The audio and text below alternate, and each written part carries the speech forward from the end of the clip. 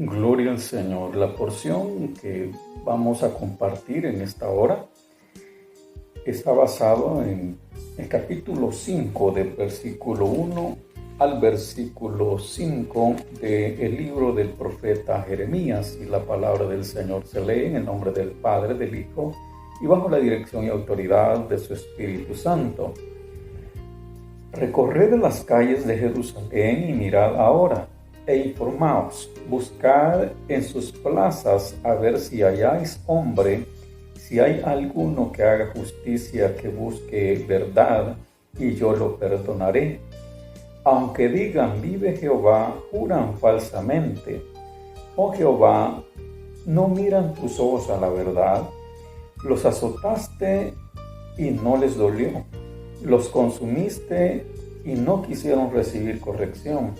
Endurecieron sus rostros más que la piedra, no quisieron convertirse. Pero yo dije, ciertamente estos son pobres, han enloquecido, pues no conocen el camino de Jehová, el juicio de su Dios. Iré a los grandes y les hablaré, porque ellos conocen el camino de Jehová, el juicio de su Dios, pero ellos también quebraron el yugo, rompieron las coyundas. Que el Señor bendiga su palabra en esta hora que va a ser predicada, y que Dios alimente nuestras almas con el poder de su Espíritu Santo y con la verdadera comida que es la palabra de Dios.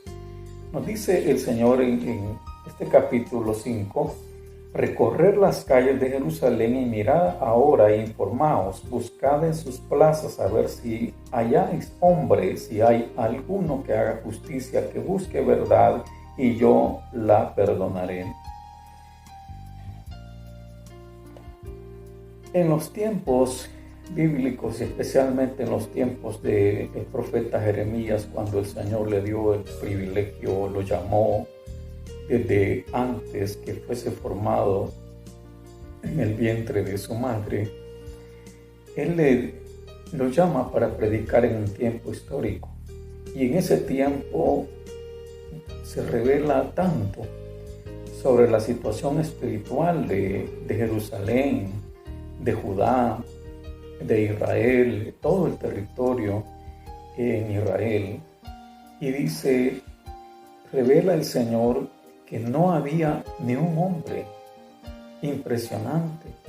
¿Cómo es que un pueblo que tenía la revelación, la promulgación, la enseñanza del Antiguo Testamento, donde habían sacerdotes, donde habían hombres, los escribas, que se les llamaba doctores de la ley, porque estos hombres escribían el Antiguo Testamento desde Génesis hasta Malaquías y conocían perfectamente el contenido de cada palabra, cada tilde, cada guión. Ellos estaban conocedores sobre el contenido del Antiguo Testamento, y por eso llegaron a ostentar el título de doctores de la ley, porque conocían perfectamente el Antiguo Testamento. Lo impresionante es cuando dice, buscad, informaos, recorred las calles de Jerusalén y mirad ahora, informaos, buscad en sus plazas a ver si halláis hombre, si hay alguno que haga justicia, que busque verdad, y yo lo perdonaré. Busquen, dice, en las calles, recorran, para ver si hay alguien que haga verdad, para que yo lo perdone. Porque la causa de los juicios de Dios que se activan era por la inmoralidad, por el alejamiento de Dios, porque no conocían al verdadero Dios. Sí conocían intelectualmente el Antiguo Testamento, pero no había espíritu en ese conocimiento, esa revelación del Espíritu, para que ellos conozcan la voluntad del Señor. Versículo 2 nos dice, aunque digan, mire, aquella desierto espiritual a la cual había caído el pueblo, dice, aunque digan, vive Jehová, juran falsamente, aunque digan, yo soy hijo de Dios, yo soy creyente, y aunque lo juren, dice el Señor, y eso es palabra de Él, porque Él conoce la vida espiritual de cada uno de sus hijos. Dice, juran falsamente. Así había caído el vacío espiritual de la nación de Israel en aquel entonces. Dice el versículo 3, oh Jehová, ¿no miran tus ojos a la verdad? Los azotaste y no les dolió. Los consumiste y no quisieron recibir corrección. Endurecieron sus rostros más que la piedra, no quisieron convertirse.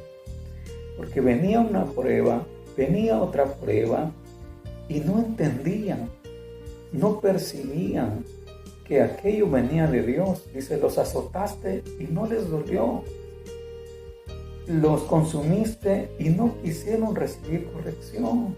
Lejos de eso endurecieron más su corazón, dice, como piedra.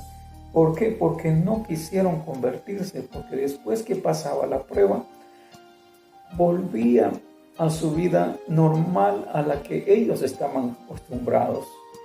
Dios permita y en su misericordia, después que pase esta prueba que todos estamos pasando,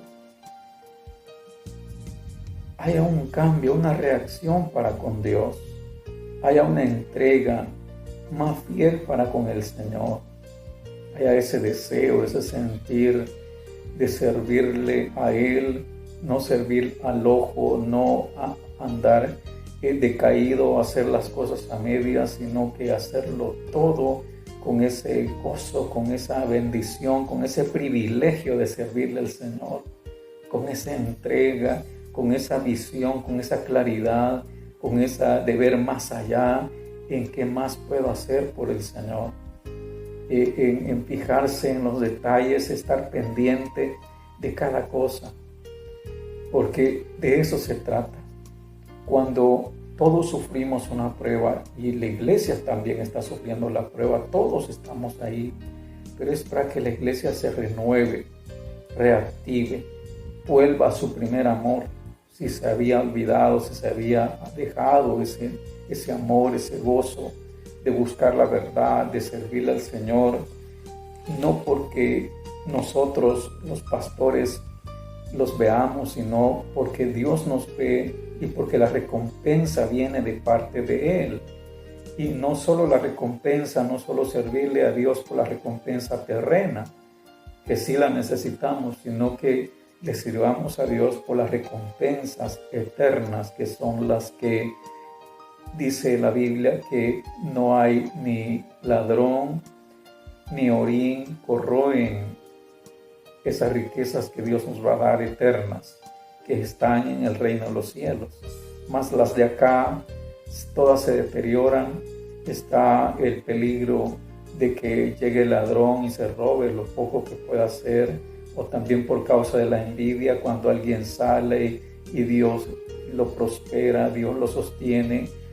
Hay personas con mucha envidia, con mucha maldad, y no ven bien todo esto. Es mejor no tener mucho aquí en esta tierra, pero sí ser ricos en el reino de los cielos.